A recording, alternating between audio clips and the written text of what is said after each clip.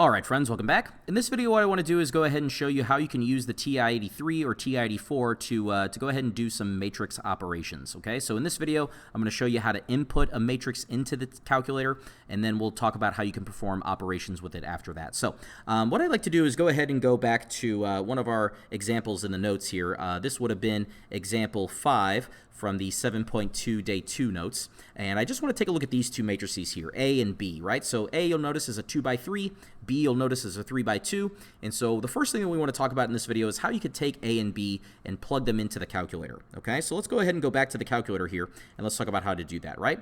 Well, the first thing you're going to need to do is pull up the matrix menu in the TI-83, and the way you do that is by pressing second. And then if you go down to that same column of buttons right here to the X to the -1 button, you'll see the word matrix is right above that button in the same color as the second button. So that means we have to press that button following the second. So second, X to the -1 button, that'll pull up this matrix menu. And you can see here in this first tab it says names. These are all the different names of matrices that you could plug into the calculator. If you arrow one over, these are all the different operations and different things that you can do with matrices. We'll take a look at some of these as we go through the course, but certainly not all of these. But where we really want to go ahead and continue here is in that next tab over where it says edit. This is where you're going to be able to actually input your matrix into the calculator. And so I'm just going to go ahead and go to number 1 where you can see there it says matrix A. I'm going to press enter to pull it up. And then you see here it brings up this little different interface here. And it puts your cursor up at the top where it's going to ask you to go ahead and put in the order of the matrix. And so again, if I go back to the notes, matrix A, that was a 2 by 3.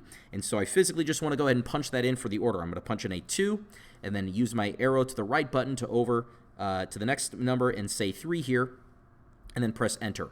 You'll notice that as soon as I do that, after pressing enter, it will give me entries for 2 rows and 3 columns, which is exactly what I want. So before you start typing in, just make sure that that matches the matrix that you want to be able to type in right here. And that looks like that's pretty good for us here. So now what I'm going to go ahead and do is go ahead and punch in all the different entries of matrix A here. So that started off with a 1 there. And then you'll see there when I punch in the 1, it just goes ahead and does this down here, right? It puts the 1 there. And this is some notation that we've seen in class. When they see 1, 1, that just means the first row, the first column. Okay, so remember it goes rows and then columns here. I'm just going to press enter.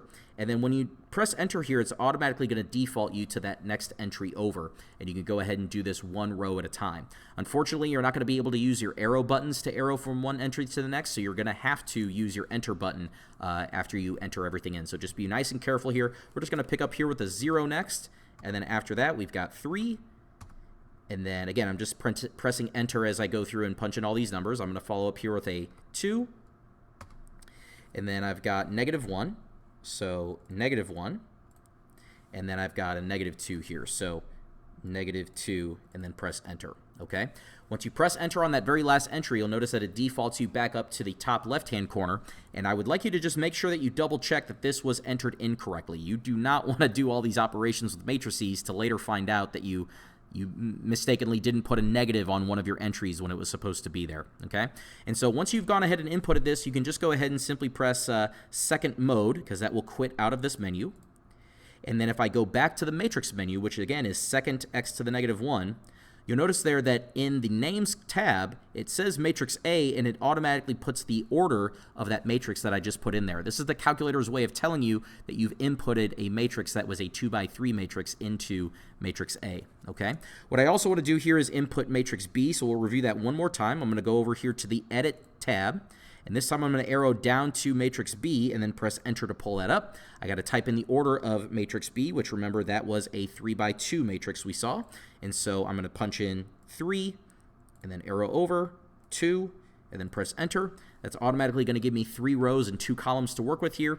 And now I'm just going to go ahead and do all my entries here. So that was -2, enter, 4, enter, 1, enter, 0, enter, -1, enter, 1, enter. Okay, so that was the matrix B that we had in our notes.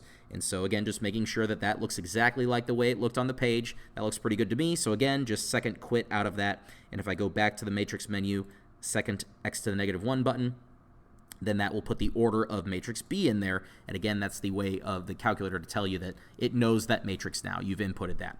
Now, if you have to go through and edit these again, obviously you can come over here to the Edit tab and then press Enter on either A or B, depending on which one you want to edit. but this looks pretty good to me, okay? Now, let's say you wanted to go ahead and do some operations with these two matrices, starting off with maybe, let's say, addition, okay? How can you perform that? Well, you're going to have to pull up these matrices by going through the matrix menu. So second x to the -1 button, I'm just going to go to the names tab. I'm going to arrow to my first one, and then just press enter to pull it up. So that is going to represent the matrix A. Now that I've punched that in, I just want to add that to matrix B. And so I'm going to go ahead and press the plus button, and then go back to the matrix menu, arrow down to B, press enter to pull it up. And now it's going to do all of these operations here for me, okay? Now before I press enter here, one quick note. Remember that we could not add two matrices unless their orders were the exact same, okay? So we automatically know that this is not something that we can do because A is a 2x3 and B is a 3x2. Those are not the same order, so we shouldn't be able to add these two matrices together, which is why you see in the calculator when I try to press enter here, it's going to give me an error. And you can notice the title of that error. It says dimension mismatch. Again, the orders were not the same, so it's not going to allow us to go ahead and add these two matrices together. You're going to find the same thing here if you were to try to punch in the exact same thing but try to subtract the two. Again, we said for addition and subtraction, they have to have the same order. If they don't, we're not going to be able to add them together. But what are some other things we talked about how to do with matrices? Well, we talked about scalar multiplication, okay? So what if we wanted to go ahead and take a scalar of 3 and multiply it times one of our matrices? Well, you can see there that I just punched in 3 times. I'm just going to go back to my matrix menu and then pull up matrix A, let's say, and we can go ahead and press enter here, and you'll see that it outputs 3 times all of the entries of that matrix A, okay? You could even do fractions. You could even do negative numbers here. So just to prove that to you, what if I went ahead and did a scalar multiplication of a -1/2 and then times matrix B, okay? Well, we're going to go ahead and go back to the matrix menu to pull that up here and then press enter. And you notice that it defaults to all the entries being a decimal here. If you wanted to preserve the fractions there, then what you would simply have to do is after typing it in, you would have to press math button, which is right below alpha. The first option there in the math tab is arrow frac. Press enter to pull it up, and then press enter to actually execute it there. And you can see that it preserves that those fractions entries for you, okay? So really, really handy, really easy way to be able to check your results if you've got access to one of these calculators. And the last thing that I want to show you how to do is matrix multiplication. If you caught the matrix multiplication video, you know that that is a very, very tedious calculation to have to perform here, right? And as a matter of fact, if I go back to that set of notes here, we went ahead and did that calculation in the previous video. We went ahead and multiplied A times B in that order, and we got this matrix right here. So let's say we wanted to check that. We would come back here to second matrix, and then pull up A. We're going to go ahead and multiply that times second matrix, pull up B, and then press enter.